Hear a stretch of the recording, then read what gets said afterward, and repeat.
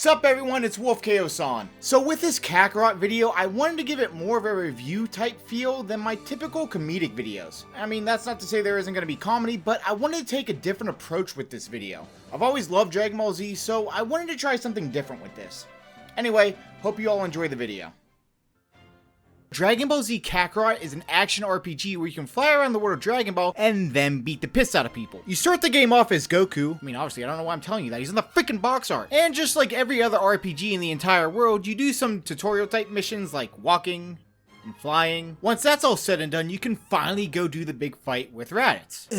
Excuse me? Spoiler warning. It happens in the first 3 episodes, shut up! What Kakarot offers is a slice of life within the Dragon Ball universe. In the very beginning, you fly around on Nimbus, fish, make food, and travel a little bit to iconic areas. However, these are all tutorial moments, so you can't enjoy the open world just yet. Cause, you know, this is a Dragon Ball game, so you gotta fight Raditz for taking your kid. Spoilers. This game takes place over the entirety of Dragon Ball Z, so it's a long game. And you gotta understand, that's a big thing for me. I grew up on Budokai and that game was...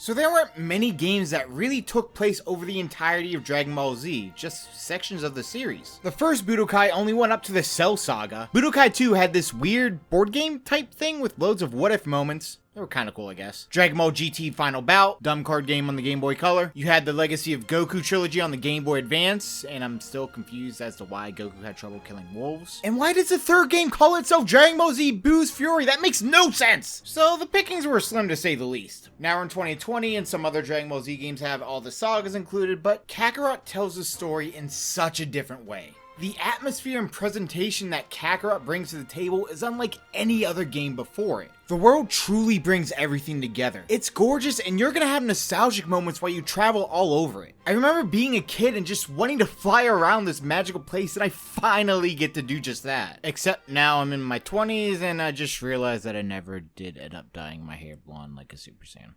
You get to freely roam around and see the dinosaurs running across the plains where Gohan and Piccolo trained. You can fly above the villagers next to Kami's lookout. Heck, Grandpa Gohan's house is the first place you go to, and there's so many more iconic places you can visit. While traveling around the world, you come across these enemy bases. What you do is you blow them up and then take material from them. You'll also notice while you fly around that there's these floating orbs that you can collect, but I'll get to that soon. But just a quick heads up, you don't have to get every orb ever. I know you'll want to. That collectathon player in you is gonna want to do it, but don't. It's a bad idea. You're gonna waste so much of your time. Just grab some along the way. Don't grab them all. Oh, and yes, you can gather the Dragon Balls and make wishes, but only after a certain chapter. It makes sense as to why you gotta wait. It sucks, I know, but patience is a virtue. Virtue. Maybe both. Now let's talk about the combat. It's alright. Kakarot doesn't change much when it comes to the Dragon Ball third-person combat compared to other installments. It doesn't even try to reinvent itself. It sticks to the tried and true formula. But I will say, it is a lot prettier than Jump Force, that's for sure. Then again, Clay Fighter looks better than that hot garbage. The combat is simplistic and fun, honestly. And overall, it's fairly easy outside of the super over-leveled enemies. During boss battles, the enemy will sometimes do these really awesome iconic moves and you have to evade these attacks or block them. Admittedly, some are a little gimmicky, but the change of pace of combat is a welcomed addition. Now, you also can do iconic moves because, this is a Dragon Ball Z game. What, you think you can't do a Kamehameha? That would be illegal. It is illegal in 13 states right now. 14 if Michigan would get their crap together. Get it together, Michigan! Anyway, you have these skill trees where you can unlock new moves and power them up. Now, how can you power these up? Well, remember those orbs I talked about earlier? Yep. You guessed it, these orbs are used as a type of currency to power up your moves. Now wait! Again, do not go around trying to collect them all. I will explain the problem with these orbs soon. Just wait. Patience is a Virginia. But to recap, the fighting in this game isn't anything new nor special, but that's quite alright, because the combat takes a backseat to the story. And man, let me just tell you, that is one spot where this game shines the brightest. Dragon Ball Z Kakarot was handled with so much love and care. You can tell the individuals that made this game truly had a love for the series. Now, obviously, you go through all the big sagas and do that song and dance, but there's so much more to this game. You can find Easter eggs and talk to characters you don't see as often throughout the series, such as Launch and Ader. Freaking love this guy so much. You can also do these neat side missions in between the big battles. I mean, sure, don't get me wrong, you're gonna have your typical fetch quest or kill these red ribbon robots, but there are some really interesting stories that go on. Like, for example, after the Saiyan saga, you have free time as Gohan. You pick up this quest and you find out that Yamcha is running around the city. Now, if you know Dragon Ball, you're probably sitting there like, but wait, that doesn't make any sense because... But you come to find out what's really going on, and okay, look, I really want to talk about this part, so if you want to skip this spoiler, go to whatever time this says right here on the screen. Go there. Alright, 3, 2, 1, spoiler time! You find out that it's Porra shape-shifting as Yamcha and hitting on women, so when he comes back to life, it's like he never left. Now that in of itself isn't really that interesting, to be honest with you. But then you get this flashback of Krillin and Yamcha talking during one of their training sessions before the Saiyans arrive. Yamcha comes to terms that they're not all going to make it through this fight, that some of them are going to die, and it's honestly a really touching moment because these fighters knew they were sacrificing their lives. Also, Yamcha used to be a good character and then they ruined him around the Cell Saga. There, I had to say it. It had to be said. See, moments like these are what make Kakarot my favorite Dragon Ball game. However, this game does have some glaring flaws that we can't ignore. While this game is gorgeous and it's almost like you're looking at the anime, there are some hiccups. There are some frame rate issues when you're flying around or finishing a mission. Thankfully though, there aren't many of these issues during a fight, at least from my own experience. But there would be moments where I flew to a mission and the game took a minute to fade to black, so I would watch Goku go face first in Vegeta's crotch. You're welcome for putting that image in your head. There are some things in the game that could have been executed a lot better. Alright, we're here. We're finally on the topic I've been harping on.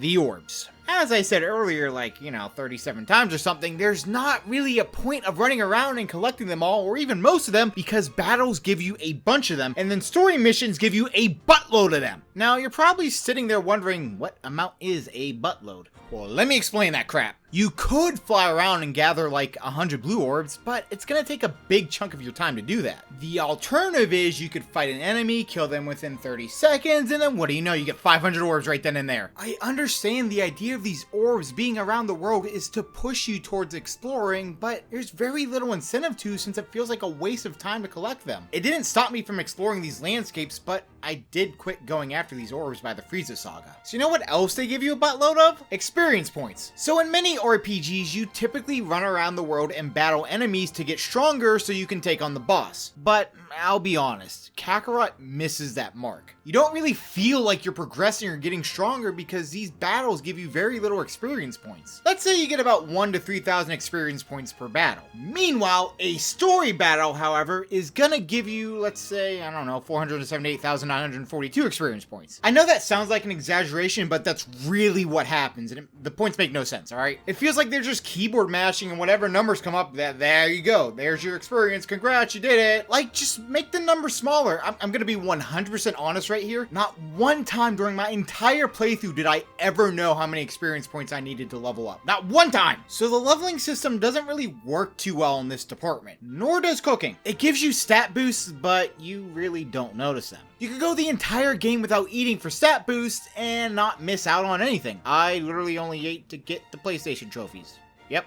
Went the rest of the game without eating and was completely fine. So I've been dogging on these RPG elements, but Kakarot does do some things right. You have these things called community boards where each section has their own captain. You collect these coins from other characters and you boost certain elements in the game. Whether it be your melee attack power, experience you gain, how long cooking effects last, and so on. Now some of these coins can get boosts depending on who you put them by, like say putting the entire Pilaf gang together. Plus you can get these short audio interactions if you correctly pair people up. And don't worry, the game doesn't expect you to guess or anything. Each coin will tell you who that individual gets a boost with. Kakarot also includes a party system so you can have other characters fly around and battle with you, such as Krillin, Vegeta, or even Tien. Mainly you're gonna run around with these characters during free time events in between sagas, and you can switch members on the fly. You don't have to go to a save point or change your party, you just do it. Something I wish Donkey Kong 64 would have done. Oh, and you yourself can play as different characters such as Piccolo, Vegeta, or my favorite Dragon Ball Z Z character, Trunks. Also, you play as Gohan an awful lot, which is kind of